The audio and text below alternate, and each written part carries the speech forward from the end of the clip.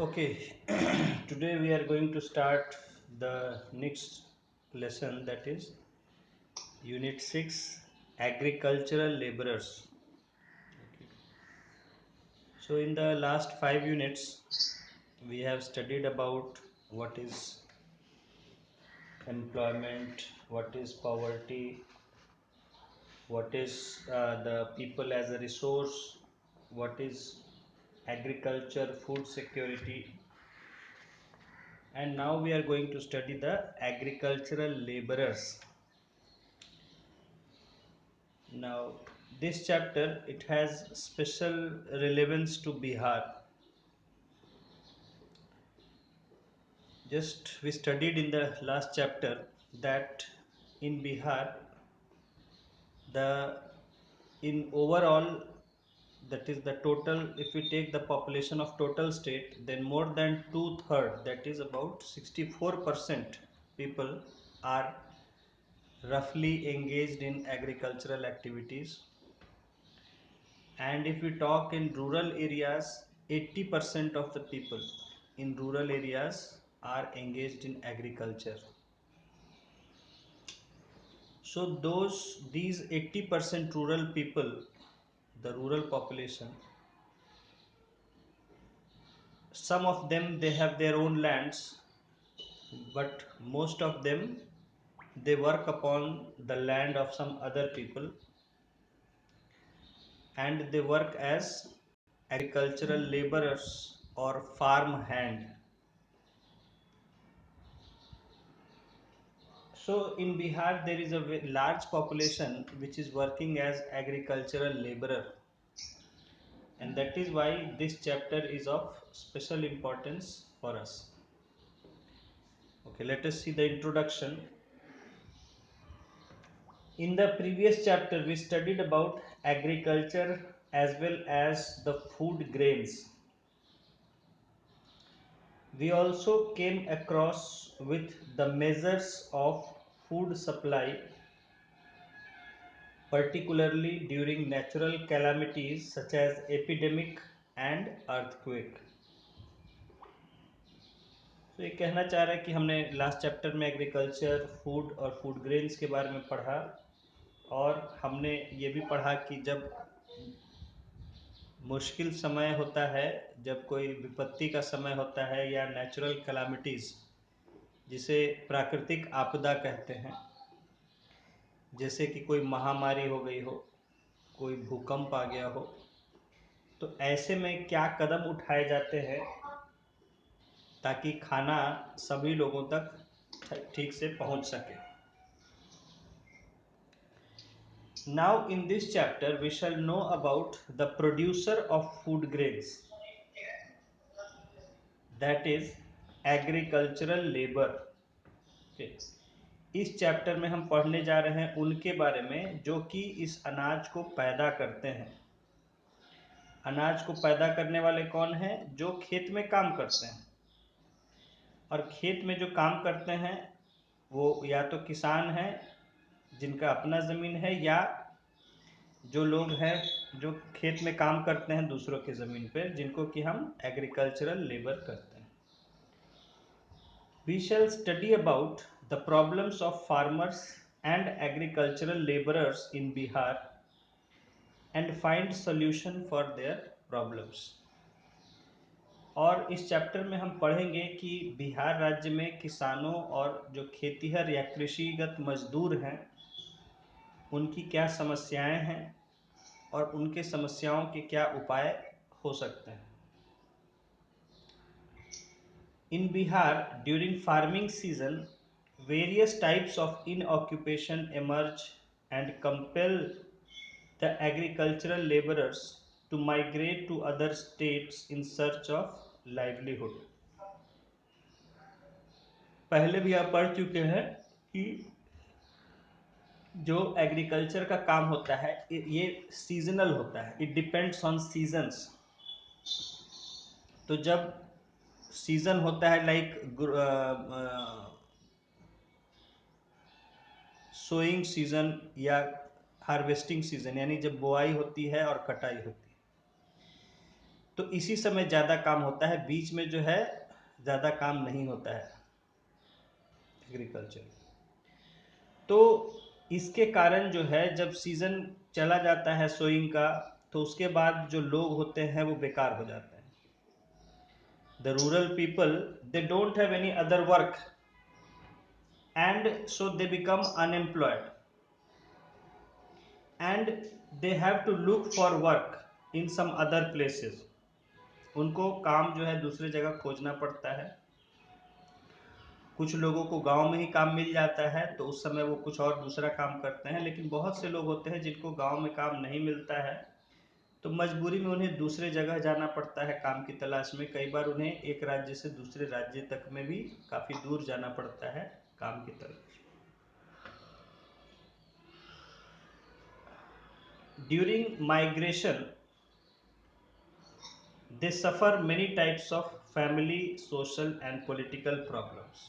ये हमने थोड़ा सा पढ़ा था पीछे कि क्योंकि वो काम रोज़गार की तलाश में उन्हें दूर जाना पड़ता है, अपना घर बार छोड़ के, अपना समाज छोड़ के, अपना कल्चर छोड़ के, तो उन्हें बाहर जाने पर कई तरह की प्रॉब्लम्स भी फेस करनी पड़ती है, जो कि फैमिली प्रॉब्लम हो सकती है, सोशल प्रॉब्लम हो सकती है और पॉलिटिकल प्रॉब्लम हो सकती है। जैसे जब वो अपना गांव छोड़ के चले जाते हैं, अपना परिवार छोड़ के, अपना कस्बा, अपना ज़मीन, संस्कृति छोड़ के चले जाते हैं, तो बाहर में उनकी पहचान नहीं होती है। जहाँ भी वो बाहर जाते हैं वहाँ उनकी कोई पहचान नहीं होती है। उनके परिवार का कोई जो है, उनके पारिवारिक जो तौर तरीके हैं उनको समझने वाला कोई नहीं होता है। उनके समाज के जो तौर तरीके हैं उनको समझने वाला कोई नहीं होता है। वहाँ का समाज उन्हें एक्सेप्ट नहीं करता है, वो उन्हें बाहरी की तरह देखता है। और ये एक समाज, क्योंकि आदमी एक सामाजिक प्राणी है, man is a social animal, he wants to live in the society, he has to live among other human beings. लेकिन जब माइग्रेट करके लोग बाहर जाते हैं तो उन्हें जल्दी वहाँ के समाज में एक्सेप्ट नहीं किया जाता है, उन्हें बाहर अलग की तरह देखा जाता है।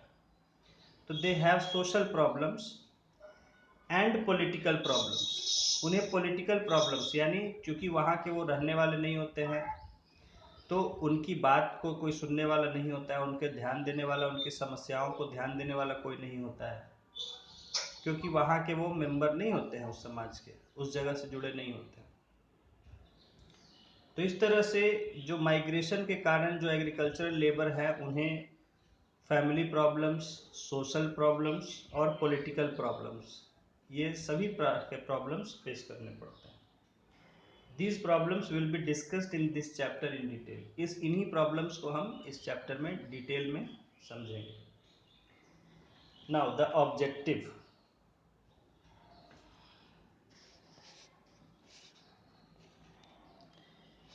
The life history of agricultural laborers is worth knowing. एक एग्रीकल्चरल लेबरर, खेतीहर मजदूर की जो उसकी लाइफ हिस्ट्री होती है, यानी उसका जो जीवन, उसके जीवन का जो कहानी होता है, जीवन का जो हाल होता है, वो जानने लायक होता है। They change themselves according to variable seasons. पहली बात इनमें होती है कि ये बदलते मौसम के अनुसार अपने आप को बदल लेते हैं। ये बदलते मौसम के अनुसार अपने आप को ढाल लेते हैं, बदल लेते हैं। क्योंकि जैसा अभी आपको मैंने बताया, पहले भी बताया है कि एग्रीकल्चर का काम सीजनल होता है, मौसम पर डिपेंड करता है। तो एक मौसम आया तो कुछ काम होगा, दूसरा मौसम आया तो दूसरा काम होगा या नहीं होगा काम, फिर दूसरा मौसम आया तो उसमें कुछ और काम होगा, फिर कुछ मौसम आया तो फिर उसमें काम होगा या नहीं होगा। ये डिपेंड करता है मौसम पर। तो इसीलिए लोग भी जो है, ये जो काम करने वाले लोग हैं, ये मौसम के साथ अपने एटीट्यूड को, अपने तौर तरीके को बदल लेते हैं।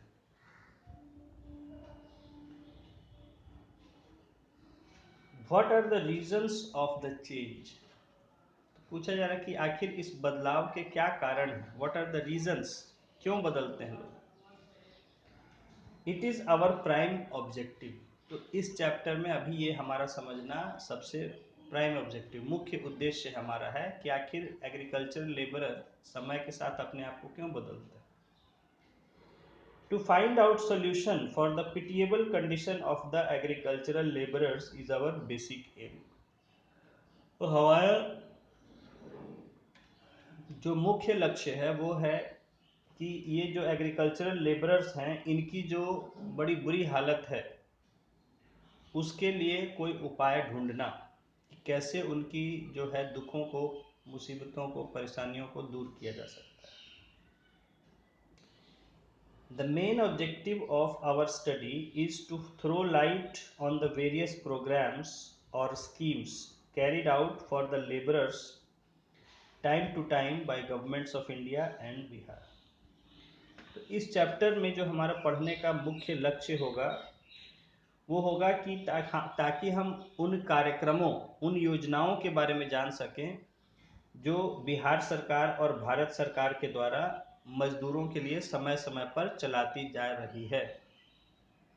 भारत सरकार और बिहार सरकार, सेंट्रल गवर्नमेंट और स्टेट गवर्नमेंट, दोनों के द्वारा जो मजदूरों के लिए समय समय पर योजनाएं, कार्यक्रम चलाए जाते हैं उनके बारे में जानना ही हमारा इस चैप्टर का जो मुख्य लक्ष्य होगा। Now, agricultural labourer. Children, we shall try to know about the agricultural laborer through this picture. एक पिक्चर दिया गया है, पिक्चर 6.1। इसके द्वारा हम एग्रीकल्चरल लेबरर्स को समझना चाहेंगे।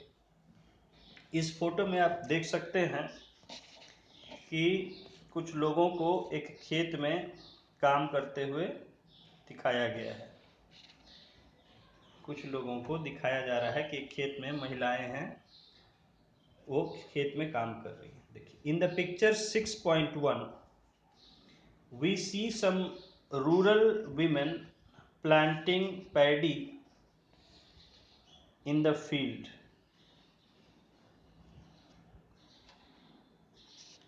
तो इस पिक्चर 6.1 में हम देख सकते हैं कि कुछ गांव की महिलाएं जो है, जो कि खेतों में धान की फसल को लगा रही है, बो रही है, रोप रही है। All women are working as agricultural laborer in the field of big farmers for livelihood. ये जो महिलाएं हैं, सारी की सारी महिलाएं जो है किसी बड़े किसान की ज़मीन पर अब रोजगार के लिए खेतीहर मजदूर का काम कर रहे हैं। Therefore, they are such agricultural laborers who are landless and it is their compulsion to work as agricultural laborer to get food. तो कहा जा रहा है कि ये जितने भी लोग हैं जो कि फोटो में हमें दिख रहे हैं, ये सारे के सारे जो मजदूर हैं, खेतीहर मजदूर हैं, ये जो है लैंडलेस हैं, बिना ज़मीन के।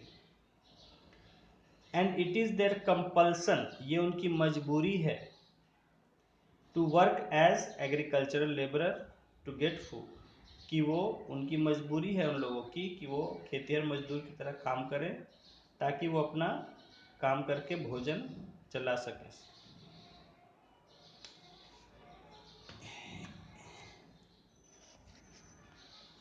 It is very important to understand the agricultural laborers. About 64% of the total population of India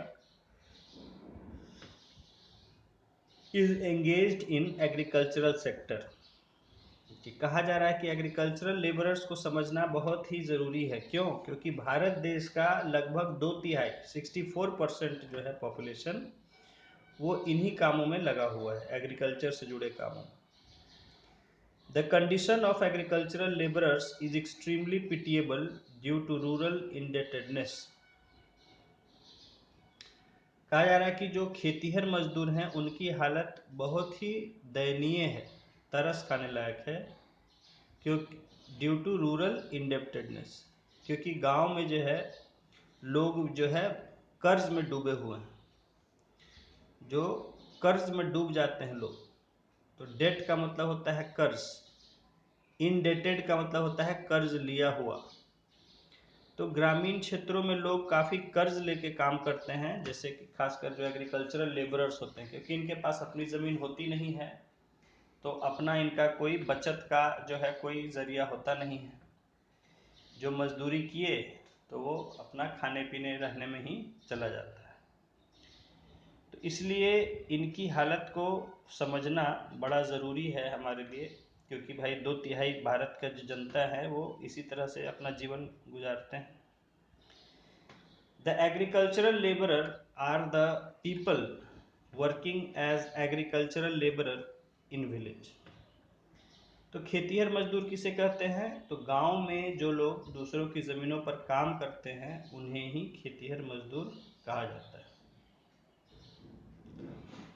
According to First Agriculture Inquiry Committee 1950-51, the agricultural laborers are those persons who are engaged in agricultural work, and in the total period of their work, in half of the period and more than that they work as laborer, will be called agricultural laborer.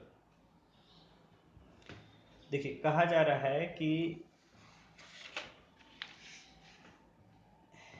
Agricultural labourers की संख्या की बात की जाए तो पहला जो inquiry committee बनी थी एग्रीकल्चर के बारे में, यानी उसके बारे में जो जांच करके आंकड़े देने वाली, रिपोर्ट देने वाली कमेटी बनी थी 1950-51 में, तो उसने ये कहा था, ये परिभाषित किया था, डिफाइन किया था कि एग्रीकल्चरल लेबरर वो लोग हैं जो कि एग्रीकल्चर के काम में लगे हुए हैं जो है, और जितने देर वो काम में लगे हुए हैं उसके आधे समय में और उससे ज़्यादा वो लेबरर की तरह लगे होते हैं। ऐसे लोगों को हम एग्रीकल्चरल लेबरर कहेंगे। यानी कि गांव का किसान को अलग रखना है, बाकी लोग को अलग रखना है, और एग्रीकल्चरल लेबरर को एक हम ग्रुप में ले आए। तो उसके लिए क्या डिफाइन किया कि ऐसे लोग, गांव के ऐसे लोग जो खेती के काम में लगे होते हैं और जितना देर वो काम करते हैं, जितने दिन, उसके आधे समय में कम से कम वो मजदूर की तरह काम करते हैं, और जिस समय वो मजदूर का काम करते हैं उस समय उनको खेतिहर मजदूर कहा जाता है, एग्रीकल्चरल लेबरर कहा जाता है। क्लियर हुआ?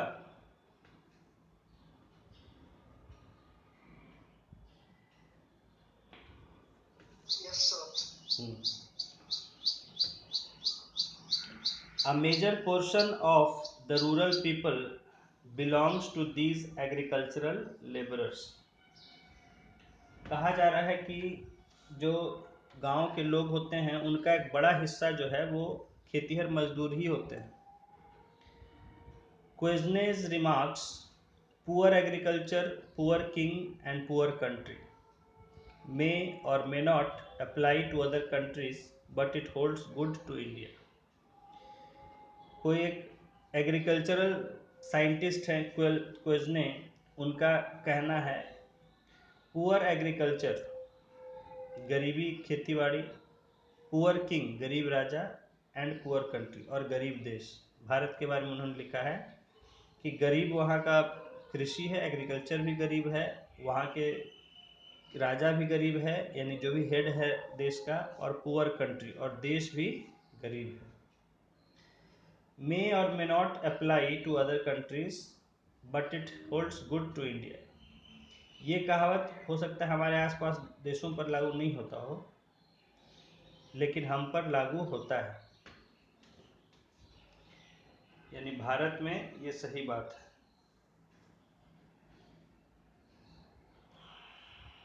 It does not require much effort to imagine what would be the condition of the laborers in the country where the farmers who work in other field to get their livelihood remain poor. कहा जा रहा है कि इसको imagine करने के लिए बहुत ज़्यादा हमें प्रयास नहीं करना पड़ेगा कि उस देश में जहाँ किसानों को दूसरे के खेतों में अपने रोजगार के लिए काम करना पड़ता है, गरीब रहना पड़ता है, वहाँ खेतीहर मजदूरों की क्या दशा होगी। जब किसान जो मालिक है जमीन का उसकी ऐसी दशा है, तो फिर बाकी मजदूरों की क्या हालत होगी ऐसे राज्यों में काम करने से। तो उसको हम आसानी से समझ सकते हैं। They do not get enough to eat, उनको भर पेट खाने के लिए नहीं मिलता है। Nor do they have clothes to wear, न उनके पास कपड़े होते हैं बांधने के लिए। And house to live in, और घर हो कोई रहने के लिए। The agricultural laborers lacking facilities of food, clothes and shelter are enforced to live the life of helpless. तो ऐसे खेतीहर मजदूर जिनको न खाने की सुविधा है, न कपड़े की सुविधा है, न ठहरने की कहीं सुविधा है, ऐसे लोगों को भी मजबूर कर दिया जाता है कि वो एक असहाय आदमी, हेल्पलेस, असहाय आदमी की तरह जीवन गुजारें।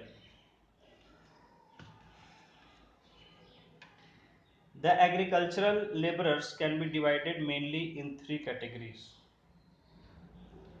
One, the laborers working in the field as plowman, harvester, etc. can be said agricultural laborers in true sense. Number two, laborers related to other agricultural activities as well diggers, cartman, etc. They can be categorized as semi-skilled workers.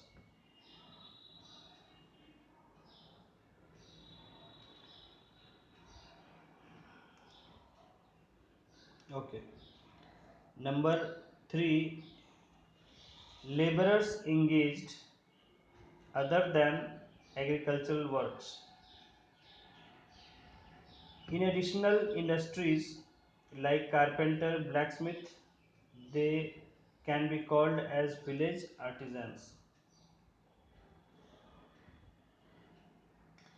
तो जो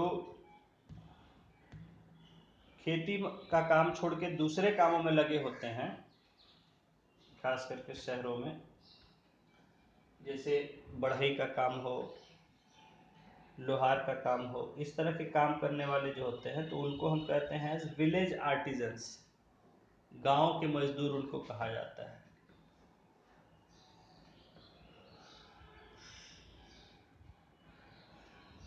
The National Labour Commission has divided agricultural laborers into two classes. एक, अब देखिए, जैसे पिछला chapter में आपने पढ़ा था नेशनल कमीशन ऑन फार्मर्स, यहाँ जो है लेबर के लिए कमीशन बना, नेशनल लेबर कमीशन। तो नेशनल लेबर कमीशन जो है, इसने खेतीहर मजदूरों को दो वर्गों में बांटा है, दो ग्रुप्स में बांटा है। फर्स्ट इज लैंडलेस लेबरर्स, यानी बिना ज़मीन वाले खेतीहर मजदूर, और सेकंड है मार्जिनल फार्मर्स, यानी जो कि मार्जिन्स पर अपना खेती करते हैं, सिर्फ मार्जिन्स पर करते हैं। Landless labourers, the labourers who do not have their own land for cultivation, ऐसे किसान जिनके पास अपनी ज़मीन नहीं होती है खेतीबाड़ी करने के लिए, उन्हें हम लैंडलेस लेबरर कहते हैं। सेकेंड पॉइंट था मार्जिनल फार्मर्स, यानी सीमांत किसान। मार्जिनल फार्मर्स कहते हैं कि जिनके पास ज़मीन तो होती है लेकिन बहुत थोड़ी सी होती है, सिर्फ नाम के है कि किसान है, अपनी ज़मीन है, बहुत थोड़ी ज़मीन होती है, तो ऐसे किसानों को मार्जिनल फार्मर्स कहा जाता है। The laborers who have their own land but in a very small quantity and most of the time they work as laborer. तो ऐसे लोग जिनके पास बिल्कुल थोड़ी सी ज़मीन होती है, तो वो उस पर खेती करना मुनासिब नहीं समझते हैं, तो वो सिर्फ जो है लेबरर की तरह जो है ये थोड़ा थोड़ा काम करते हैं।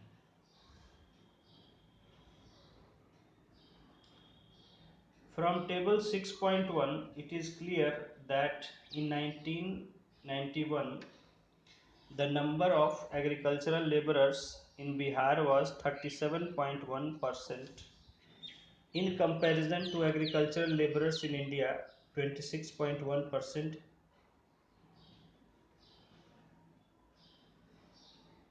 कहा जा रहा है कि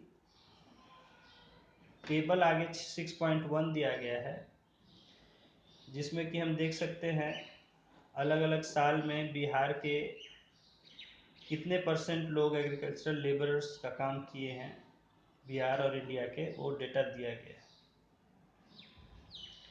तो हम यहाँ देख सकते हैं कि 1991 में बिहार में 37.1% लोग जो थे वो एग्रीकल्चरल लेबर का काम करने वाले थे, और इंडिया का टोटल जो है अगर हम देखें तो वो है 26% रफली, यानी 26% पॉपुलेशन जो है वो एग्रीकल्चरल लेबर की तरह हम उसको मान सकते हैं। From table 6.1 it is clear that in 1991 the number of agricultural laborer in Bihar was 37.1 in comparison to agricultural laborers in India in 2001. In 2001 the number of agricultural laborer in Bihar was 48%, whereas in India the percentage was 26.5. तो यहाँ ये दोनों जो data है ये इससे भी कम हो जाता है, यानी एग्रीकल्चरल लेबर का भी पार्ट है, जो बड़ा पार्ट है वो क्या है, जो कि एग्रीकल्चरल लेबरर्स की तरह काम करते हैं। तो बिहार में जो है ये 2001 में 48% था, जबकि पूरे इंडिया का जो परसेंटेज है लगभग 26.5% था 2001 में, जैसा कि आगे हम टेबल में देख सकते हैं।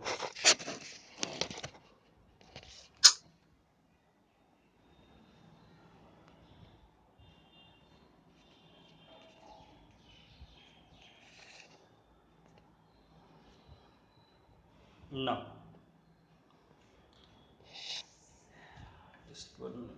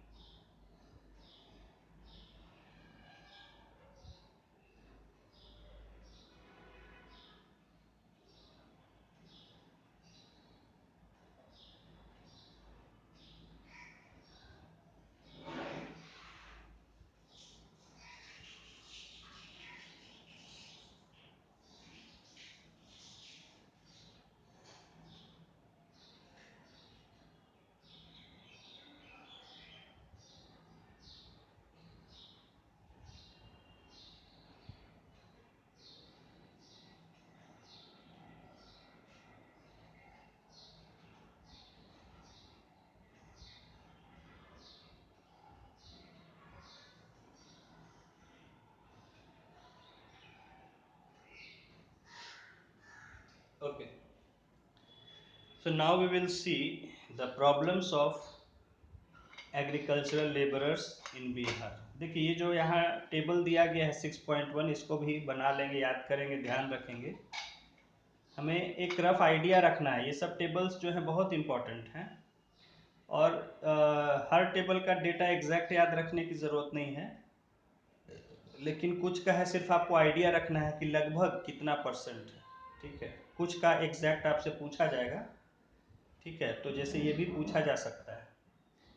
तो यहाँ जो है हम देख सकते हैं टेबल 6.1 जो है रेशियो ऑफ एग्रीकल्चरल लेबरर्स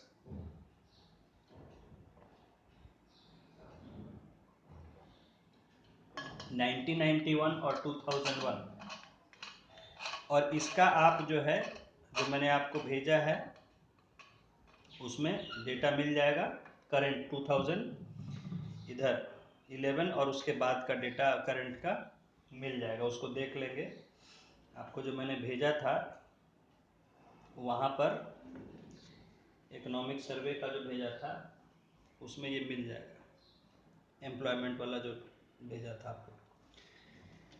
तो जैसे हम देख सकते हैं 91 में बिहार में टोटल पॉपुलेशन का 37% रफली एग्रीकल्चरल लेबरर थे, जो कि बढ़ के 2001 में 48% हो गया। और इंडिया का अगर देखें तो 26.1% था, जो कि लगभग उतना ही मेंटेन रहा 26.5% 10 साल बाद भी। तो ये हम एक रफ याद रखेंगे कि बिहार में कितना परसेंट जो पॉपुलेशन है वो एग्रीकल्चरल लेबरर्स हैं। तो 2001 का डेटा है 48%, करंट डेटा हम लोग देख लेंगे। Now problems of agricultural labourers in Bihar. Bihar के जो खेतीहर मजदूर हैं उनकी क्या समस्याएं हैं, इनको है हम लोग जानेंगे। यहाँ देखिए बगल में एक टेबल बना के दिया हुआ है बॉक्स में, main problems of agricultural labourers. Point wise पहले हम लोग एक नज़र देख लेते हैं। तो what are the main problems? First, lower wages, यानी कम मजदूरी, मजदूरी कम मिलती है। सेकेंड पॉइंट है सीजनल एम्प्लॉयमेंट, मौसमी रोजगार, यानी उनको रोजगार जो है वो सिर्फ मौसम पर मिलता है, मौसम के हिसाब से मिलता है, रेगुलर उनको कोई काम नहीं मिलता है। थर्ड पॉइंट है मोर वर्किंग आवर्स, यानी कि जब काम करते हैं तो इन्हें बहुत ज़्यादा समय तक काम करना पड़ता है। फोर्थ पॉइंट है इंडेटेडनेस, कर्ज, ये कर्ज के बोझ पर दबे होते हैं क्योंकि कर्ज लिए होते हैं, अक्सर इन्हें कर्ज लेना पड़ता है। लो लाइफ स्टैंडर्ड, यानी जीने का जो स्तर होता है वो काफ़ी नीचा होता है, यानी इनके जो रहन सहन का ढंग होता है वो बहुत साधारण होता है। अब देखिए यहाँ पर एक बात मैं कहना चाहूँगा, ये तो है लिखता है, लेकिन देखिए तो ऐसा नहीं है कि गांव का साधारण भोजन करने वाला आदमी वो कोई बुरी हालत में है और शहर का जो बहुत बढ़िया खाना वाला आदमी कोई बहुत बढ़िया हालत में। ठीक है, देखने के तरीके हैं। सादा खाना खा के भी आदमी बहुत ही स्वस्थ रहे, देखिए ज़्यादा गांव के आदमी ज़्यादा स्वस्थ होते हैं। गांव के आदमी तो सादी चीज़ें खाते हैं लेकिन स्वस्थ रहता है। गरीब एक किसान है, गरीब आदमी है, वो थोड़ा ही भोजन करता है लेकिन उसका देखिए कितना काम कर लेता है, स्वस्थ रहता है। और जिनके पास ज़्यादा पैसा देखिए खा खा के मोटे हो जाते हैं लेकिन शरीर में 10 बीमारियाँ होती हैं। तो ये ज़रूरी नहीं होगा कहना कि लोअर लाइफ स्टैंडर्ड, लेकिन चलिए जैसा लिखा जा रहा है उसको हम भी लिख देंगे कि उनका रहने का स्तर नीचा होता है। प्रॉब्लम ऑफ रेसिडेंस, हाँ, रहन सहन की दिक्कत होती है क्योंकि वो उनके पास अपनी ज़मीन अपना घर नहीं होता है, तो उनको रहने की भी दिक्कत होती है जब काम करते हैं। बॉन्डेड लेबर, बॉन्डेड लेबर का मतलब है जो है आपके बेगारी, बंधुआ मजदूर जिसे कहते हैं। हाँ वही बंधुआ मजदूर कहिए या बेगारी कहिए। तो बंद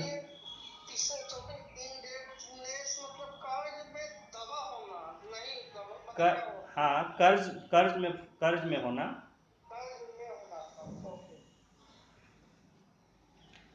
बॉन्डेड लेबर देन बंधुआ मजदूरी अलग है कि खेतीहर मजदूरों को जो है लोग जो है बंधुआ मजदूर की तरह काम कराते हैं, उन्हें ठीक से पैसा नहीं देते हैं, तो ये भी एक प्रॉब्लम है, हम लोग डिटेल में देखेंगे।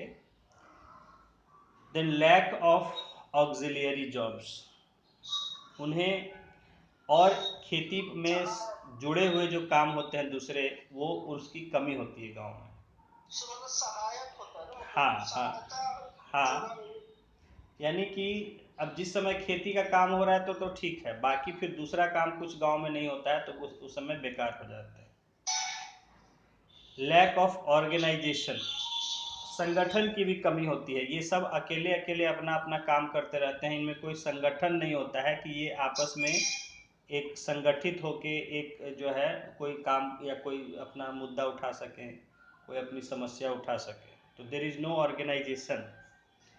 अनऑर्गेनाइज्ड लेबर कहा जाता है, असंगठित श्रम, अनऑर्गेनाइज्ड। क्योंकि ऑर्गेनाइज्ड नहीं होते हैं, जैसे जो लोग कंपनी में काम किए तो वो ऑर्गेनाइज्ड हुए, वहाँ एक नियम कानून होता है, लोग होते हैं, आपस में कुछ अधिकार होते हैं, कुछ जिम्मेदारियाँ होती हैं।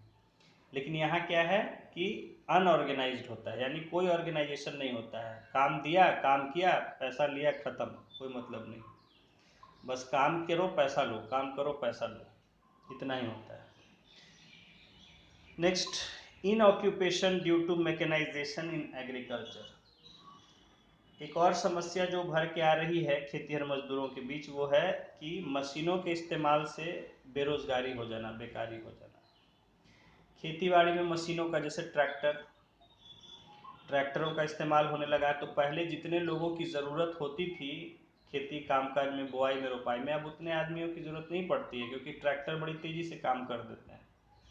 तो ट्रैक्टर हैं, चाहे और तरह के मशीन हैं, हार्वेस्टर हैं, तो इन सब से जो क्या है कि काम बहुत तेज़ी से होता है, लेकिन जो लोग हैं, मजदूर हैं, उनका काम छिन जाता है, वो बेरोजगार हो जाते हैं। और नेक्स्ट है लोअर सोशल स्ट्रेटा, यानी समाज में इन्हें निचले स्तर पर रखा जाता है। तो समाज में जो लोग, जो मजदूर होते हैं, उनको जनरली निचले स्तर पर रखा जाता है, यानी उनको उतना सम्मान नहीं दिया जाता। अब इनको हम देखेंगे। देखिए, problems of agricultural labourers in Bihar.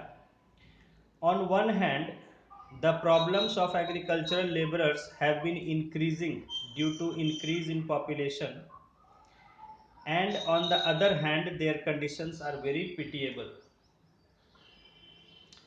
कहा जा रहा है कि एक तरफ तो जो खेतीहर मजदूर हैं उनकी समस्याएं बढ़ती रही हैं क्योंकि जनसंख्या बढ़ रही है, और दूसरी तरफ उनकी हालत भी जो है वो बहुत खराब है, दयनीय है, तरस खाने लायक है, पिटिएबल।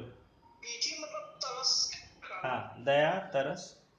तरस मतलब दया होता है।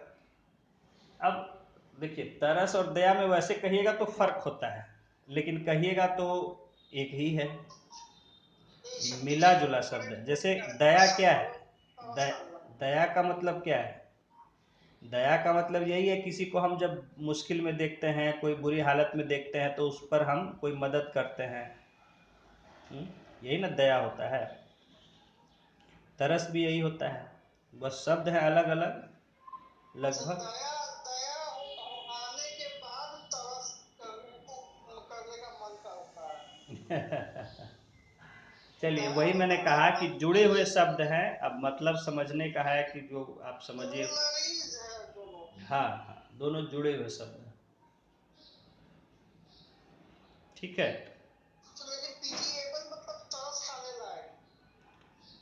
पिटिएबल मतलब होता है, हाँ, जिसको देख के, देखिए मैंने कहा शब्दों में मत उलझिए। दया आती है जिसको देख के, या जिसको देख के तरस आता है, पिटिएबल। पिटिएबल, एबल फॉर पिटी, जिसको देख के हमें तरस आए, दया आए। चलिए खैर, हाँ, the agricultural labourers of Bihar are very poor. Bihar के जो खेतीहर मजदूर हैं बड़े गरीब होते हैं। Their life is full of poverty, inoccupation, exploitation, oppression and uncertainty. कहा जा रहा है कि उनकी जीवन में बहुत ज़्यादा गरीबी होती है, बेरोजगारी होती है, शोषण होता है, एक्सप्लॉयटेशन मतलब शोषण, ऑपरेशन यानी कि उनको दबाया जाना, हाँ, दबाना, कुचलना,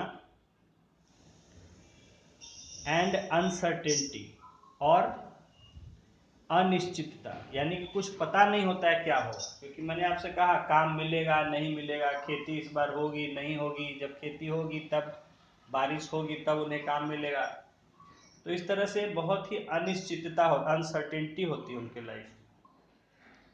उनको पता नहीं होता है आज खाना मिलेगा कि नहीं मिलेगा, क्योंकि काम मिलेगा तो खाएंगे, काम नहीं मिलेगा कब काम मिलेगा, कब तक काम नहीं मिलेगा, कोई इसका पता नहीं होता है।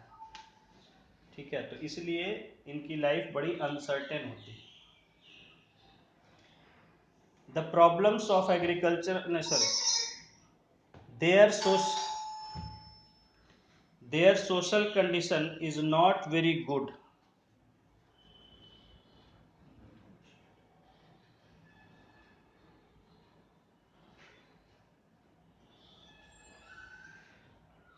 Their social condition is not very good.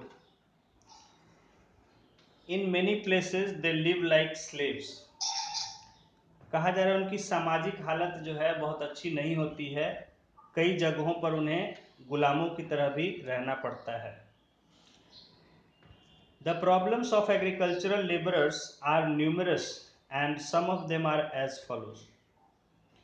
कहा जा रहा है कि जो खेतीहर मजदूर हैं उनकी बहुत सारी दिक्कतें होती हैं, जिनमें कि कुछ नीचे दिए जा रहे हैं।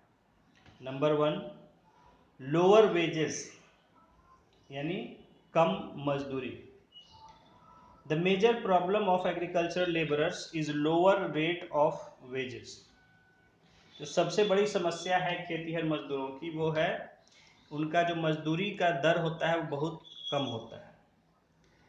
The reports of various surveys reveal that in spite of their excess work, they get very meager wages. बहुत सारे ऐसे रिपोर्ट हैं, बहुत सारे सर्वे हैं, सर्वेक्षण हैं, हिंदी में सर्वेक्षण कहते हैं सर्वे को। तो बहुत सारे रिपोर्ट और सर्वेक्षण ये बताते हैं कि हालांकि उन्हें बहुत ज़्यादा मुश्किल काम करना पड़ता है, मेहनत करनी पड़ती है, उसके बावजूद उनको बहुत ही कम मजदूरी मिलती है। रिवील मतलब बताना, जाहिर करना। As they have not any option, so they are compelled to work even on lower wages. और चूंकि उनके पास दूसरा कोई रास्ता नहीं होता है, दूसरा कोई और रोजगार का मौका नहीं होता है, इसके कारण वो मजबूर होते हैं कि कम दर पर, कम मजदूरी पर भी काम करें। Second problem is seasonal employment. जैसा मैंने आपसे कहा कि मौसमी रोजगार मिलते हैं। Seasonal employment is a major problem for all agricultural labourers. सभी खेतीहर मजदूरों के लिए एक बड़ी समस्या है कि मौसमी रोजगार मिलता है, यानी काम जो है वो मौसम के हिसाब से मिलता है। ये सबकी समस्या है। Actually they do not get work all year round, rather they get it for some period in particular seasons. कहा जा रहा है उन्हें पूरे साल का काम नहीं मिलता है, बल्कि जब मौसम होता है फसल का उस समय थोड़े दिनों के लिए उन्हें काम मिलता है। So they become workless for at least 4 months in a year.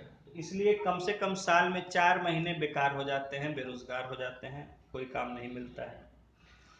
Thus they have to face a longer period of inoccupation and underemployment. इसलिए बाकी लोगों की तुलना में उन्हें ज़्यादा समय तक बेरोजगारी और बेकारी का सामना करना पड़ता है। थर्ड पॉइंट है मोर वर्किंग आवर्स। काम करने के घंटे काफ़ी ज़्यादा होते हैं।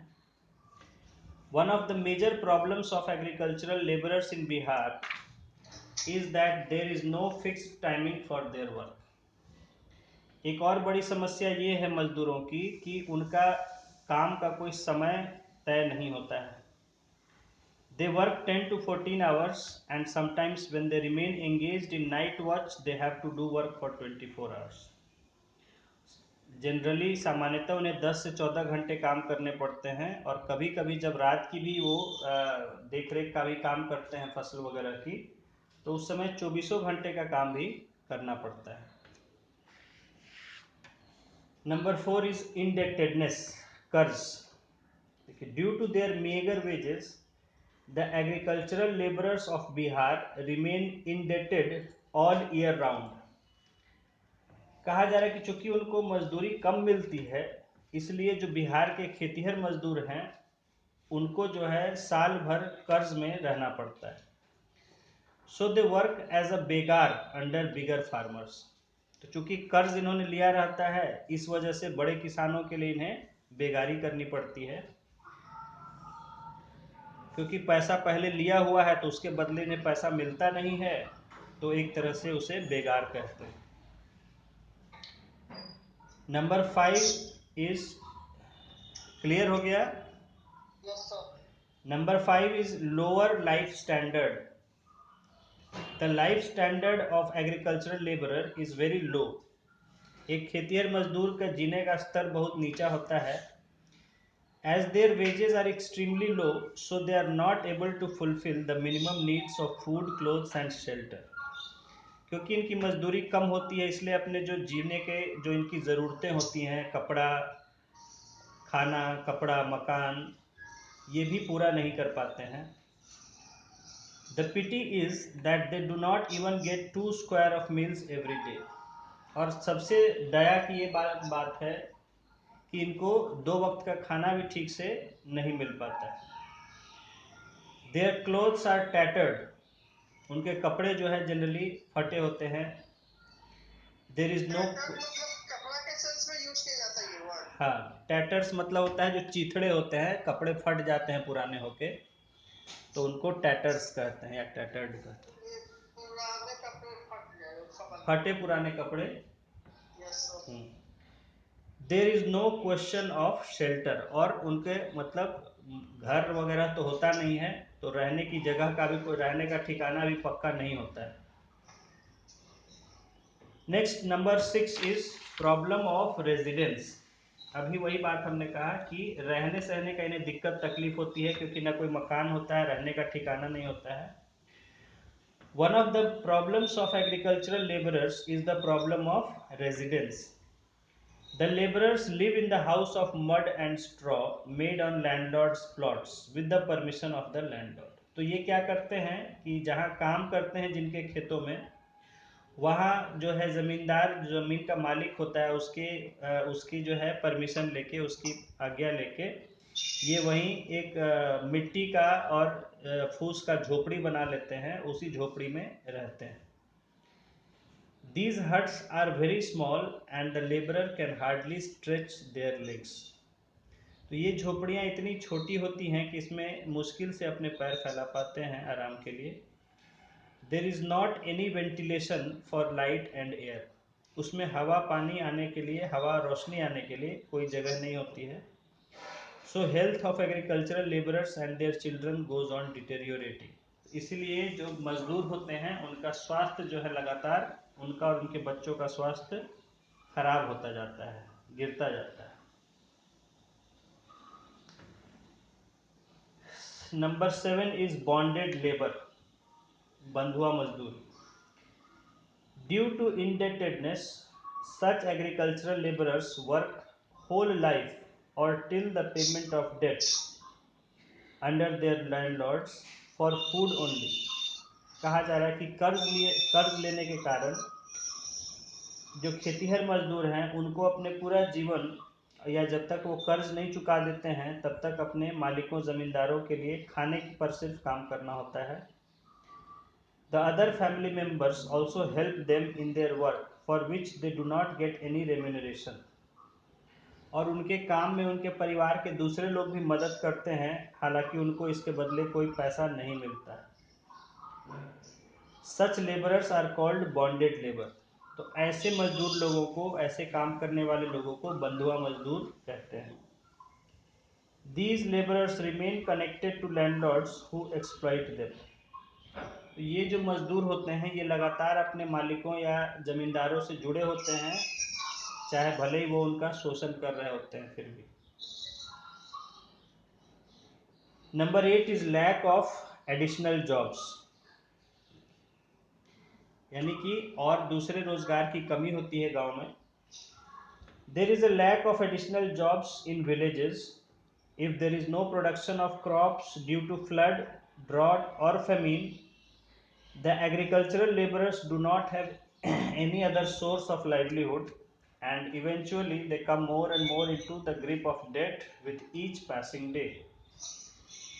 तो कहा जा रहा है कि गांव में चूंकि कोई और काम नहीं होता है खेती बाड़ी के अलावा, इसलिए अगर किसी कारण से जैसे कि बाढ़ आ गए, भूकंप आ गया, सूखा पड़ गया, अकाल हो गया, तो अगर फसल खराब हो जाती है या फसल नहीं होती है, तो ऐसे में इन मजदूरों को कोई काम नहीं मिलता है, कोई रोजगार नहीं मिलता है, और जिसके कारण वो और ज़्यादा कर्ज के जाल में फंस जाते हैं। Number 9 is lack of organisation, संगठन की कमी। Another problem of agricultural labourers in Bihar is that they do not have their organisation. Bihar में जो खेतिहर मजदूरों की एक और बड़ी समस्या है कि उनका कोई संगठन नहीं है। The agricultural labourers are illiterate, without knowledge and superstitious. और खेतिहर मजदूर जो होते हैं अनपढ़ होते हैं, इनको कोई जानकारी ज़्यादा नहीं होती है और इसीलिए अंधविश्वासी होते हैं। In absence of organisation they fail to develop the feeling of togetherness. चूँकि कोई संगठन इनका नहीं है, ना होता है, तो इस वजह से ये जो है इनमें एकता नहीं होती है। And thus they could not raise voice for increasing wages, fixation of working hours, abolition of बेगारी etc. और चूंकि इनमें एकता की कमी होती है, आपसी जुड़ाव नहीं होता है, तो इस वजह से ये जो है अपनी मजदूरी बढ़ाने के लिए या अपने समय के घंटे तय करने के लिए या बेगारी ख़त्म करने के लिए अपनी आवाज़ नहीं उठा पाते हैं। Point number 10 is inoccupation due to mechanisation in agriculture. जैसा अभी आपको बताया कि जब खेतीबाड़ी में जो है मशीनों का इस्तेमाल होने लगता है, तो उससे जो है लोगों की बेकारी हो जाती है, बेरोजगारी हो जाती है। Now machines are being used in Bihar in agriculture and therefore inoccupation of labourers are on increase. कहा जा रहा है कि धीरे धीरे मशीनों का, जैसे ट्रैक्टर है, हार्वेस्टर है, दवा छिड़कने वाली मशीनें हैं, कटाई करने वाली मशीनें हैं, इनका इस्तेमाल जैसे जैसे हो रहा है, तो वैसे वैसे जो है बिहार के मजदूरों में बेरोजगारी बढ़ रही है। This is a vital issue related to agriculture. और ये जो है खेतीहर मजदूरों से जुड़ी हुई एक बड़ी महत्वपूर्ण बात है कि मशीनों के इस्तेमाल के कारण उनकी बेरोजगारी बढ़ रही है, बेकारी बढ़ रही है। Number 11 is lower social strata, यानी समाज में उनको निचला स्तर मिलना। Most of the agricultural labor in Bihar belong to scheduled castes or scheduled tribes that have been a victim for centuries. कहा जा रहा है बिहार में ज़्यादातर जो खेतीहर मजदूर हैं वो या तो शेड्यूल्ड कास्ट के लोग हैं या शेड्यूल्ड ट्राइब के लोग हैं, जो कि सदियों से उनका शोषण होता रहा है, उनका फ़ायदा उठाया जाता रहा है। That is why they remain at the lower ladder of social strata, जिसके कारण कि उन्हें समाज का निचले पायदान पर रखा जाता है। Picture 6.2 illustrates the condition of agricultural laborers। और पिक्चर 6.2 जो है वो बिहार के खेतिहर मजदूरों की कहानी बताता है, उनकी हालत बताता है। It vindicates that the condition of agricultural laborers in Bihar is very miserable। Vindicates का मतलब सही साबित करना, तो ये सही साबित करता है इस बात को, हाँ, इस बात को सही साबित करता है कि बिहार के मजदूरों की हालत बड़ी दयनीय है, खराब है। पिक्चर में देखिए, in the words of Bhikhari Thakur, Bihar के एक पहले जो मशहूर कवि थे भिखारी ठाकुर, उनका कुछ लिखा हुआ है। लागल झुलनिया के धक्का बालम गैला कलकत्ता। अच्छा, with a push to swindle the beloved one husband reached Kolkata.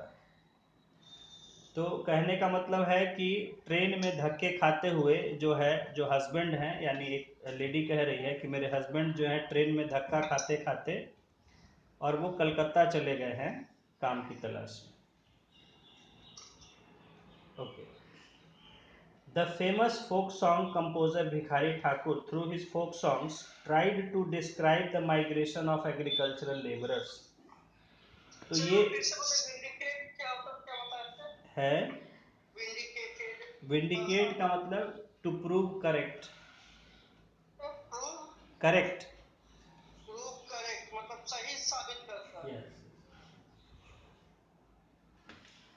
तो जो एक लोकगीत गायक हैं भिखारी ठाकुर, वो अपने लोकगीतों से बिहार के जो खेतिहर मजदूर हैं उनके जो वो दूसरे जगह चले जाते हैं काम की तलाश में और जो तकलीफ सहते हैं उन बातों को उन्होंने अपने गानों में गीतों में बताया है।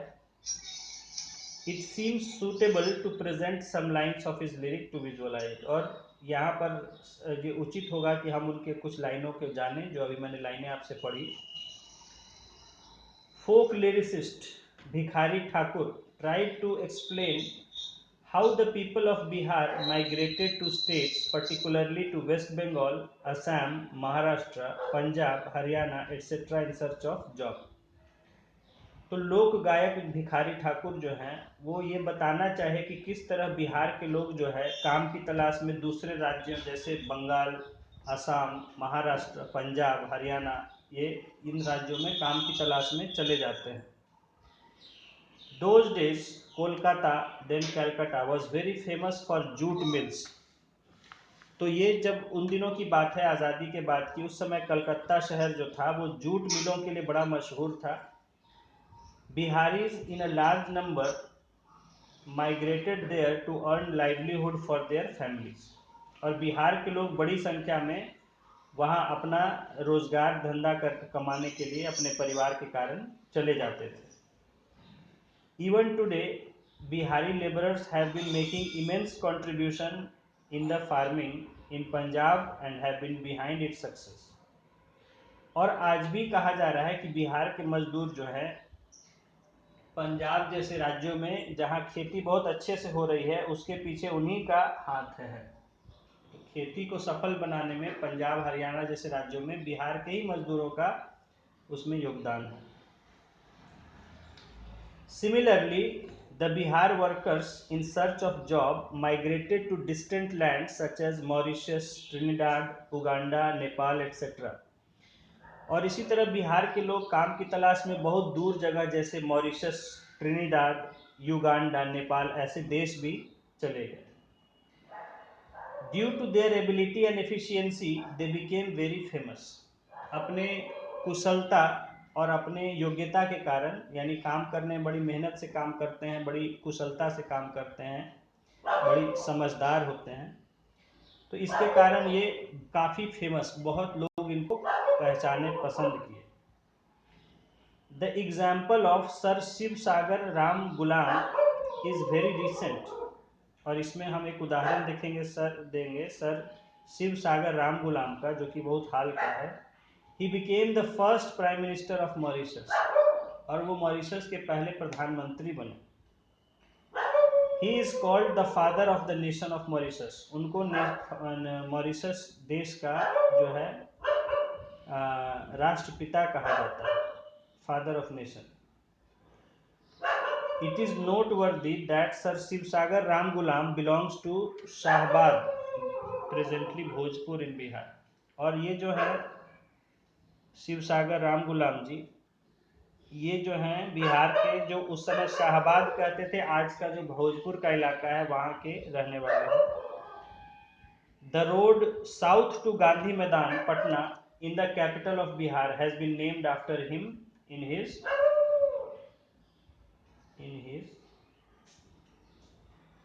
ऑनर।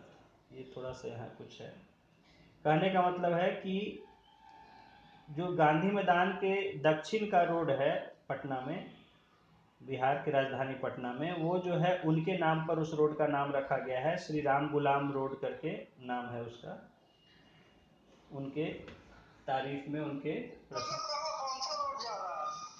गांधी मैदान से दक्षिण जो रोड जा रहा है, दक्षिण की तरफ, वो जो है उसमें आप वहाँ देखिएगा राम गुलाम पथ करके एक है रोड, ठीक है, कारगिल चौक से देखिएगा उधर जाता है।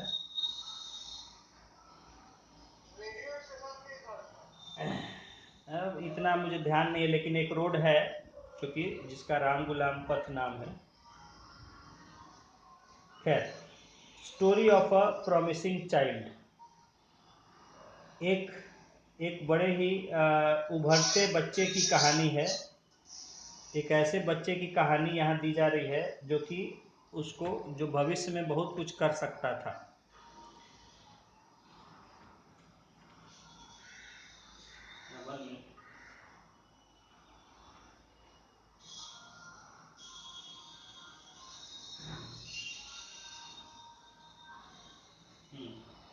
Story of a promising child. देखिए, a child born in a small village of today's Bhojpur district। मुझे लगता है इसको हम लोग छोड़ सकते हैं, ठीक है। ये एक बच्चों की जानकारी के लिए सिर्फ दिया जा रहा है, आप चाहिएगा तो इसको पढ़ लीजिएगा। जो है इसमें हमें डिस्कस करने का कुछ नहीं है। उनके अपनी जीवन की कहानी दी गई है शिवसागर राम गुलाम की, और उनके बेटे आज हैं नवीन चंद्र राम गुलाम, जो कि आज मॉरिशस के प्राइम मिनिस्टर अभी आए भी थे कुछ दिन पहले दौरे पर यहाँ, नवीन चंद्र राम गुलाम, जो उनके बेटे हैं शिवसागर राम गुलाम। पूछा भी जा चुका है आईएएस में कि बिहार के, एक्चुअली बिहार के बहुत ज़्यादा लोग वहाँ काम करने के लिए गए थे, और बड़ी आबादी जो मॉरिशस की है वो बिहारी लोगों की ही है।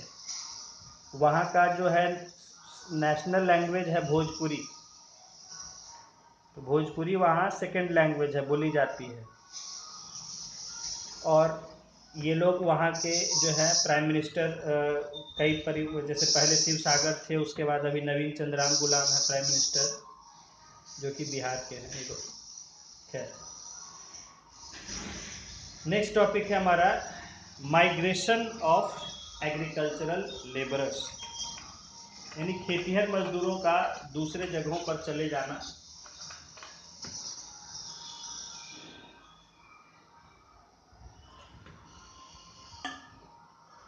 माइग्रेशन को शुद्ध हिंदी में प्रवास कहते हैं।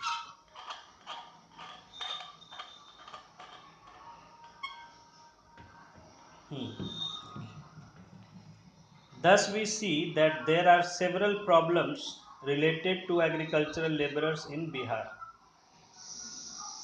तो हम देख सकते हैं कि बिहार में जो खेतिहर मजदूरों की कई समस्याएं हैं। Their condition is extremely bad, उनकी हालत बहुत ख़राब है। The problems of poverty, unemployment have taken them under grip, compelling them to suffer from inferiority complex। कहा जा रहा है कि गरीबी और बेकारी ने उनको जकड़ लिया है, जिसके कारण वो एक हीनता की भावना से भर गए, हीन भावना से भर गए। And due to these reasons they migrate to other states in search of employment। और इन कारणों से, इन मजबूरियों से वो परेशान होके वो दूसरे राज्यों में काम की तलाश में चले जाते हैं। Moving from one place to another in search of work is called migration।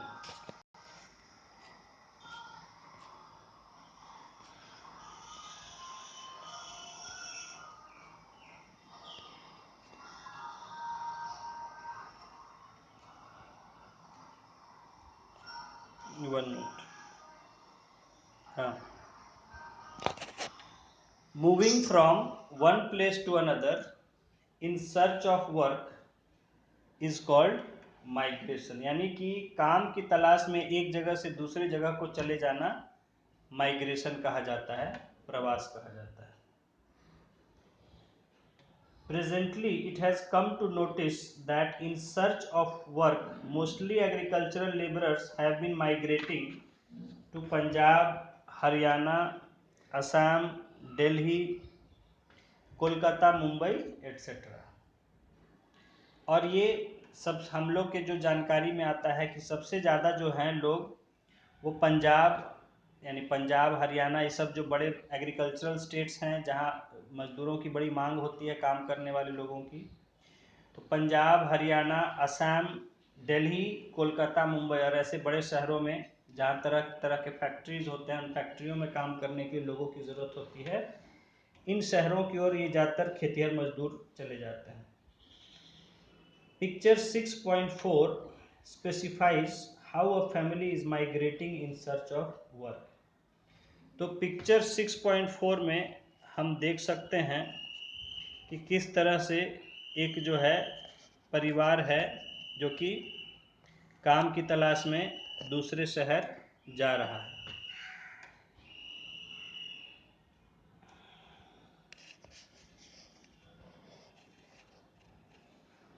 The agricultural laborers view this migration as a disgrace, and simultaneously various problems have been emerging out of the migration of the agricultural laborers.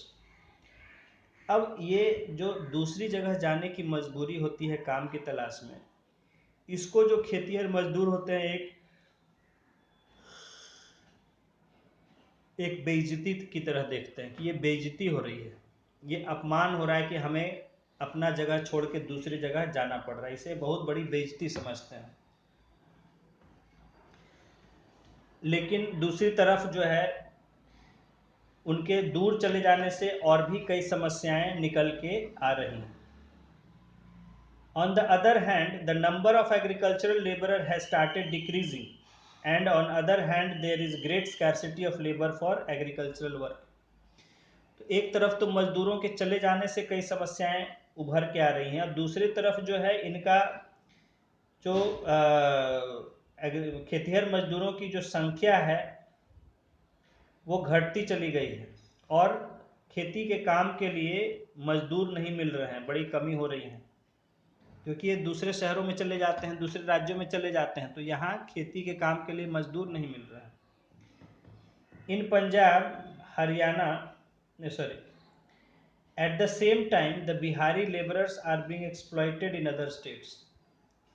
और उसी तरफ जब हम दूसरी तरफ देख रहे हैं कि बिहार के मजदूर हैं, उनका दूसरे राज्यों में बड़ा शोषण किया जाता है। In Punjab, Haryana and other states, Bihari agricultural labourers are forced to work till late hours. Punjab, Haryana और दूसरे राज्यों में बिहार के खेतिहर मजदूरों को काफ़ी देर तक जो है काम उनसे कराया जाता है। Only recently in 2007 the Bihari laborers were ill treated in Assam. पहले की बात है कि असम वगैरह में बिहारी लोगों को अक्सर सताया जाता था, मारपीट किया जाता था, और मैं सही बताऊं कि ये कल्चरल क्लैश होते थे, मैंने आपसे कहा, क्योंकि इनका रहने सहने का ढंग अलग होता है, असम के लोगों का रहने सहने का ढंग अलग होता है। ये बिहार में नहीं, हर जगह हो रहा है। बीच में अभी कुछ दिन पहले उत्तराखंड में हुआ था, जहां 2 बिहारी लोगों ने एक लड़की को, कम उम्र की लड़की का बलात्कार कर दिया था। तो उत्तराखंड और जैसे राज्यों में ये सब घटनाएं कभी देखी ही नहीं गई कि बलात्कार हुआ, ऐसा बड़ा शांत राज्य है। और वहाँ जो है हल्द्वानी की घटना है, कहाँ की है कि 2 मजदूरों ने जो है एक लड़की का जो है बलात्कार कर दिया था, तो उसके कारण बहुत बवाल हुआ था, बहुत ही बवाल हुआ था। समझिए कि डीएम वगैरह गए थे दल बल के साथ, पुलिस फोर्स सब पर पथराव हो गया था, डीएम वगैरह तक जख्मी हो गए थे, इतना ज़्यादा लोग गुस्से में थे। मतलब बलात्कार करके शायद मर्डर भी कर दिया था या क्या। तो इस तरह की घटना से लोग बहुत आक्रोशित हो गए थे कि भाई ऐसी घटना जो पहले कभी हुई नहीं, क्या हो रहा है राज्य में, कैसे इतने कम उम्र की बच्ची थी, उसका बलात्कार करके और उसको मार दिया गया था। तो खोजबीन से फिर पता चला था कि बिहार के मजदूर लोग थे, वो उनका था इसमें हाथ, और इस कारण बहुत बवाल हुआ था। तो इसी तरह असम में भी घटनाएं होती रही हैं कि बिहार के लोग काफ़ी वहाँ काम करने जाते थे, और वहाँ उनको किसी न किसी कारण से कभी तो फिर वहाँ मारपीट होता था, शोषण होता था। आपने सुना होगा महाराष्ट्र में भी हुआ है, बिहार के लोगों को मुंबई में टारगेट किया गया मार। तो इस तरह के लोग जो हैं चूँकि बाहर काम करने जाते हैं, और उनको कई बार जो है मतलब उनको जो है बुरी परिस्थितियों का, मुश्किलों का सामना करना पड़ता है, लड़ाई झगड़े हो जाते हैं। तो हुआ क्या था, एक बार देखिए घटना बताया कि असम में उधर अक्सर होता था, क्योंकि पहले असम बहुत लोग जाते थे बिहार से काम करने, तो अक्सर घटना हो जाती थी कि बिहारी लोगों को पीटा गया, मारा गया। तो इधर क्या हुआ कि बिहार भी की असम से ट्रेन आई, तो असम के एक कोच में उसमें जो है आग लगा दी थी या मारपीट किया गया था ट्रेन में। तो इस तरह से मतलब ये घटनाएं, यहाँ कुछ होता है वहाँ कुछ, तो वहाँ कुछ हुआ तो यहाँ कुछ रिएक्शन हुआ इसका। तो इससे जो है काफ़ी तनाव कभी कभी राज्यों के बीच में हो जाया करता था। सेवरल लेबरर्स वर किल्ड, देखिए यहाँ कहा जा रहा है कि 2007 में कई जो है मजदूरों को मार दिया गया था। Thus, the Bihari laborers started returning to their home state. तो बिहार के मजदूर अपने राज्य वापस वहां से आने लगे थे। A similar situation occurred in Mumbai in 2008. देखिए दे ही दिया है, मुंबई में भी इसी तरह की घटना 2008 में हुई थी। Bihari labours were beaten up badly and brutally killed. Bihar के मजदूरों को बड़ी बुरी तरह पीटा गया था और उनकी हत्या कर दी गई थी। Such incidents instilled feeling of fear among Bihari laborers. तो यहाँ पे assassination वर्ड यूज हो सकता है यहाँ पे कहाँ पे? assassination एसासिनेशन assassination नहीं, एसासिनेशन अलग सेंस होता है। एसासिनेशन का मतलब होता है जब किसी को, एक खास व्यक्ति को जब टारगेट करके उनका हत्या किया जाता है, उसको एसासिनेशन। मतलब कि कोई भी व्यक्ति हो सकता है लेकिन टारगेट करके मारा जाए तो नहीं देखिए, हाँ जनरली अगर किसी को सोच के, किसी का मतलब उसको टारगेट करके जब किसी व्यक्ति का मर्डर एक पर्टिकुलर का किया जाए तब उसको, जरूरी नहीं ना कि फेमस आदमी हो, कोई भी हो नहीं सकता जरूरी नहीं है, वो कोई भी आदमी हो सकता है, लेकिन अगर उसको टारगेट करके प्लान करके मर्डर किया जाता है तब उसको, प्लान मर्डर हो गया। हाँ डेफिनेटली प्लान मर्डर होता है यस भाई। एसासिनेशन हमेशा प्लानिंग होता है, जैसे कोई शूटर है कुछ है, वो पूरा अपना प्लान करके फिर हत्या करता है।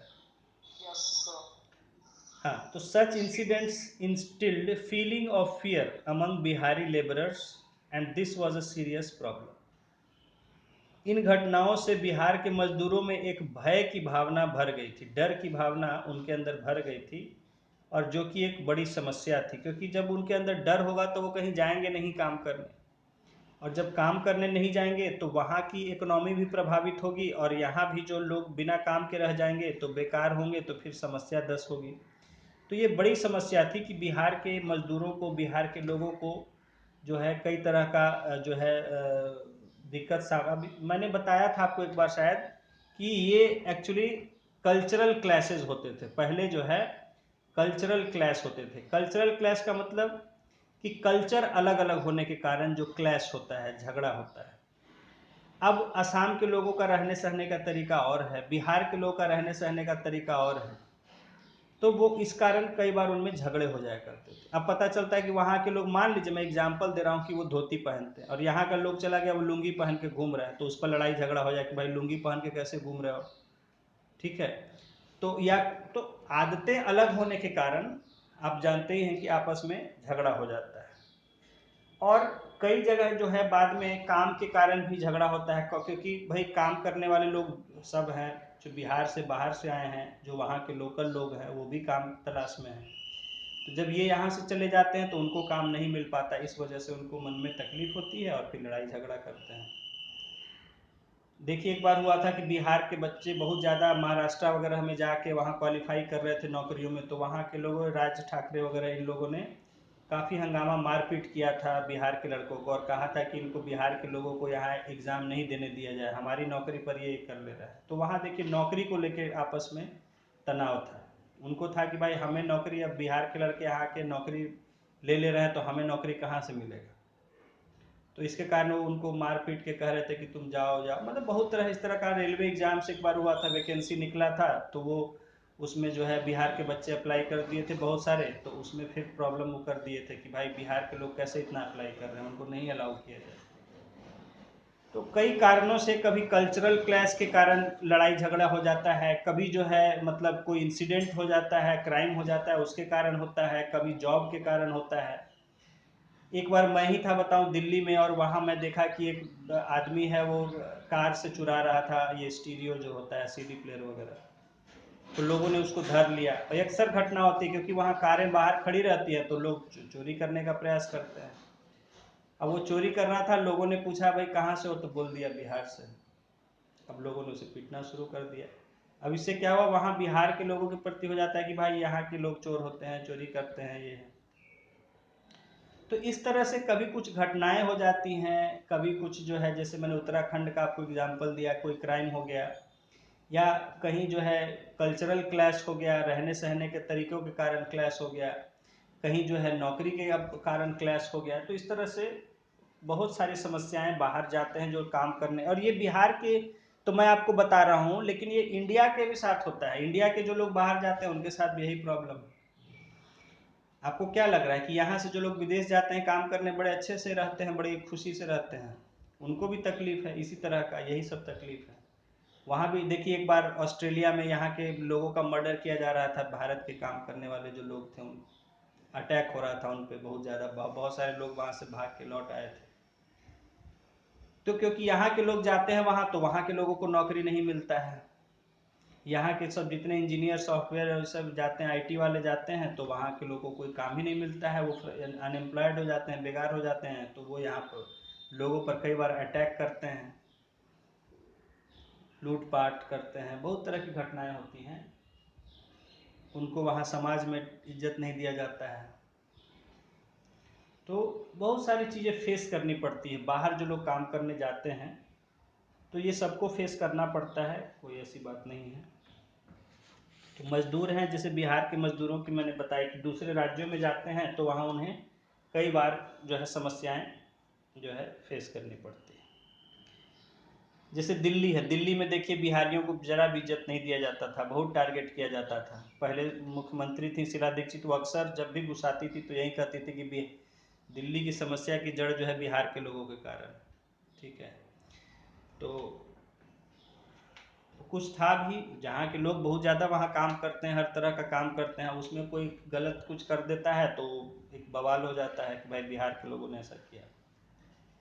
देखिए आगे शायद दिया ही हुआ है, in this backdrop the economic development programme in Bihar at present is very commendable.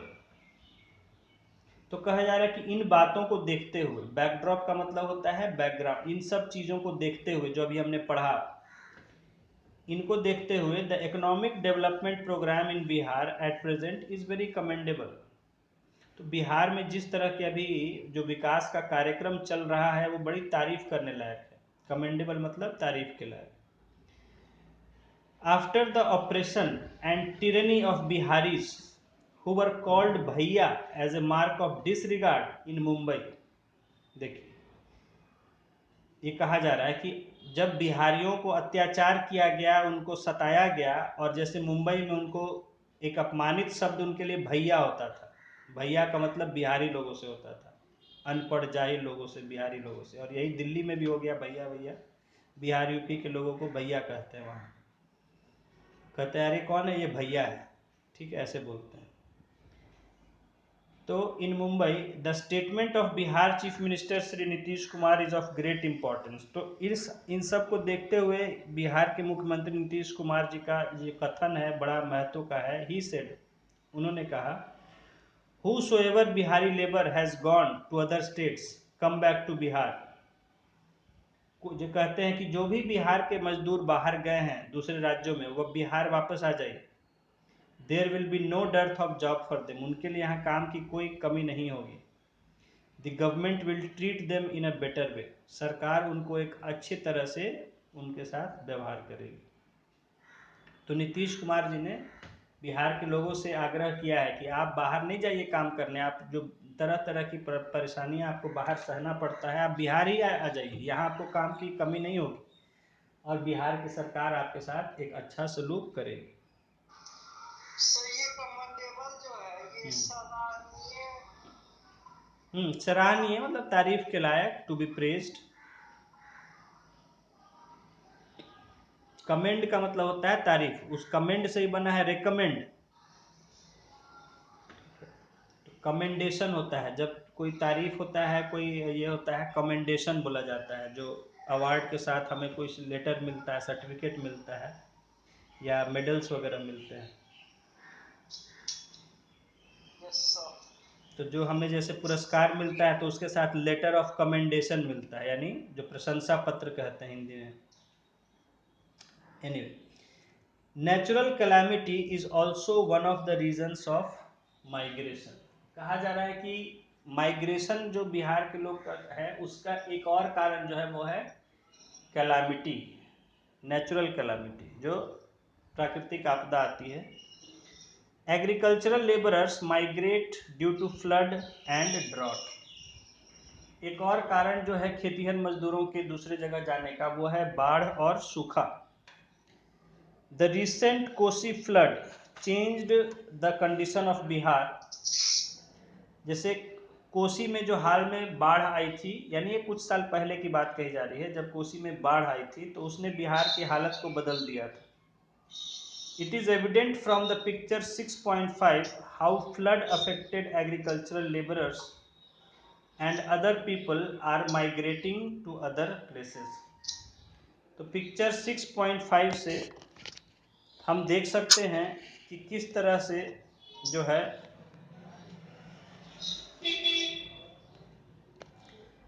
लोग जो है जो कि बाढ़ से प्रभावित है, बाढ़ में डूब गया है गांव सब, तो वो अपना गांव छोड़ के दूसरे जगह जा रहे हैं। ये हम पिक्चर 6.5 में 6.5 में देख सकते हैं।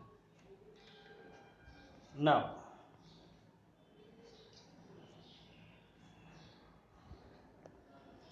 Solution for the problems. अब ये इतना हमने जो है समस्याएं पढ़ी बिहार के मजदूरों, बिहार के खेती में काम करने वाले मजदूरों की। और बिहार में मजदूर ज़्यादातर खेतीहर मजदूर ही हैं, क्योंकि इंडस्ट्रीज तो ज़्यादा है नहीं यहाँ। तो ज़्यादातर अगर कहें तो खेती बाड़ी में काम करने वाले लोगों की बात हुई, उनके प्रॉब्लम्स हमने इतने पढ़ लिए। अब उनके सॉल्यूशन क्या हो सकते हैं, तो सॉल्यूशन जो है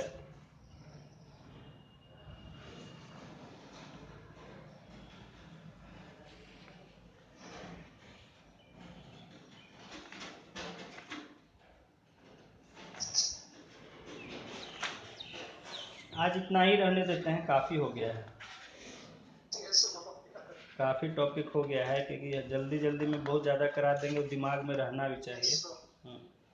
आज इतना ही करते हैं, कल ये ख़त्म हो जाएगा, तो कल जो है सॉल्यूशंस हम लोग देख लेंगे, तो क्योंकि बहुत तेज़ भी जाना ठीक नहीं है। तो हमने प्रॉब्लम्स देख लिया, उनके कंडीशंस देख लिया, अब हमें एक क्लास बचा, उसके सॉल्यूशंस हम देख लेंगे। उससे पहले आप एक बार इसको ठीक से रीडिंग कर लेंगे सब। तो जो भी प्रॉब्लम्स हैं, और ख़ास करके माइग्रेशन की जो प्रॉब्लम है, क्योंकि माइग्रेशन के अलग से क्वेश्चन माइग्रेशन पर भी आता है। तो क्यों होता है माइग्रेशन, उसमें क्या मैंने आपको सब एक्सप्लेन कर दिया है ठीक से, किस तरह की परेशानियां उन्हें आती हैं बाहर जाने पर, ठीक है, किस तरह की social problems, family problems, political problems या और तरह के प्रॉब्लम्स, क्राइम्स, एक्सप्लॉइटेशन, ये सब फेस करना पड़ता है बाहर। काफ़ी चीज़ें हमने इतना देर में कवर कर ली हैं जल्दी जल्दी में। उनको ढंग से हमें समझना है, क्योंकि ये बड़े इम्पॉर्टेंट इश्यूज़ हैं, ये बहुत इम्पॉर्टेंट इश्यूज़ हैं। क्योंकि मैंने अभी शुरू में कहा आपसे कि ये बिहार के बड़े जो पॉपुलेशन जो है, एक बड़ा पॉपुलेशन बिहार का, यानी 66 पर लगभग 2/3। तो इतने बड़े जो लोगों संख्या में लोगों की जो परेशानियां हैं, उनकी जो डिमांड्स हैं, ज़रूरतें हैं, और क्या उनके प्रॉब्लम्स हैं, किस तरह के उन्हें फेस करना पड़ता है, परेशानी किस तरह से जीना पड़ता है, तो वो सब हमने पढ़ा। और इन प्रॉब्लम्स को आप बड़े ढंग से समझेंगे, एक एक प्रॉब्लम को हमने जल्दी में कर लिया है, लेकिन उसको आप समझेंगे, सोचेंगे कि क्या उन्हें, और अपने जो आप अपने जीवन में देखते होंगे, लोगों को अनुभव करते होंगे, उसको भी आप समझने की कोशिश करेंगे, रिलेट करने की, एक दूसरे से जोड़ने की कोशिश करेंगे कि क्या हो रहा है। आप भी अपने आसपास बहुत कुछ देखते हैं, ये सब जो है जुड़ा हुआ चीज़ है रियल लाइफ से। तो क्या हाल है, किस तरह का चल रहा है, क्या किया जा सकता है, आप कुछ अपने से पढ़ के इनके सॉल्यूशन सोच के देखिएगा। और फिर हम लोग कल पढ़ेंगे, देखेंगे कि क्या आप जो सोचे हैं वो कितना सही है, या कितना वो किया जा सकता है।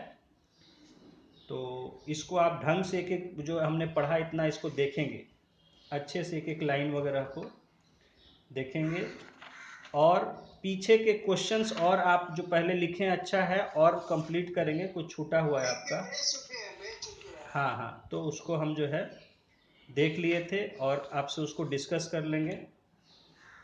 तो अभी आज चैप्टर करा दिया है, इसको ढंग से आप रीडिंग कर लेंगे, ठीक है, क्योंकि ये माइग्रेशन का टॉपिक भी इम्पॉर्टेंट है समझना। सिंपल वर्ड्स में आपको काफ़ी इंपॉर्टेंट चीज़ें कही गई है, वो बहुत जगह पूछा जाता है माइग्रेशन जो है, और उसको आपको एस्से में भी जोड़ के लिख सकते हैं, एस्से भी जुड़ा हुआ, या कोई मेंस में तो आंसर आता ही है। तो इसको ढंग से पढ़ लेंगे, पॉइंट्स सारे ठीक से एक बार देख लेंगे, लिख लेंगे उसको। तो कल हम लोग इसके सॉल्यूशन जो है देखेंगे प्रॉब्लम्स के। और तब तक जो है पीछे का जो क्वेश्चंस है, ये जो भी है उसको करते रहिए, ज़्यादा गैप नहीं होना चाहिए कि छूट रहा है पीछे, आगे आगे कंप्लीट करते जाइएगा। और हम लिख के भेज चुके हैं यार। अच्छा ठीक, 5 अच्छा ठीक, ठीक है, देख लेते हैं आंसर। ओके।